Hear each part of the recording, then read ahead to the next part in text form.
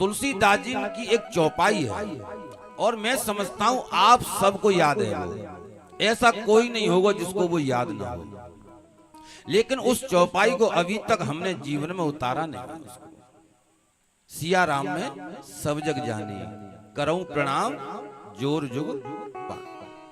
इसका अर्थ ये सज्जनों कि 84 लाख योनियों में जितने भी जीव हैं सबके अंदर नारायण है और सब नारायण के ही अंश हैं। एक तुलसीदास जी ने एक चौपाई और लिखी है, ईश्वर अंश जीव अविनाशी।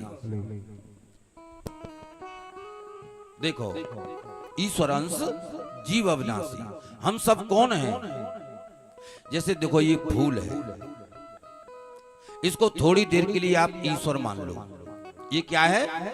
ईश्वर मान लिया है नहीं, ईश्वर मान लो इसको, लेकिन है तो ये फूल। ये क्या है? फूल है। अगर हमने इसमें से एक कली तोड़ ली तो ये क्या है? ये भी फूल है। और ये क्या है? ये भी फूल है। और ये जो है पहले भी फूल था जब इसमें लगा हुआ था, और जब हमने इसमें से अलग निकाल लिया तब भी ये फूल है।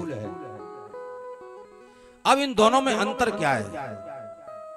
इन दोनों में केवल इतना सा अंतर है सज्जनों के ये फूल थोड़ा बड़ा है और ये फूल उसका एक छोटा सा टुकड़ा है तो ये फूल ना, और लिया तो इसी में से हमने। तो इसका अर्थ ये हुआ कि ईश्वर अंश जीव अविनाशी।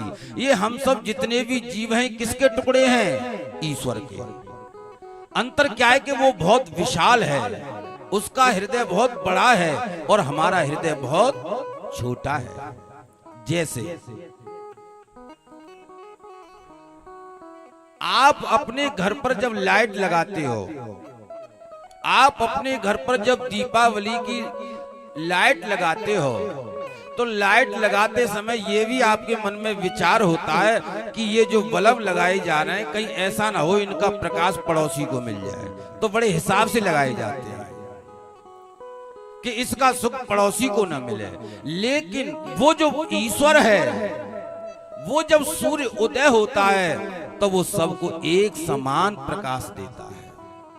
चंद्रमा सबको एक समान शीतलता देता है। वायु जब चलती है तो सबको समान देती है, लेकिन हम भेद करते हैं। हम इसलिए अंश हैं और वो किसी के प्रति भेद नहीं करते, इसलिए वो ईश्वर हैं। और जब हम सबके अंदर नारायण का दर्शन करने लग जाएंगे, जब तुमको बेटा, जब माता पिता को भगवान समझने लग जाएगा, तो वो फिर कभी अपमान नहीं करेगा। हम 84 लाख योनियां कोई भी जीव हो, सबके अंदर परमात्मा का दर्शन करो और ये समझो कि ये सब नारायण का ही रूप है, उन्हीं का ये सब अंश है।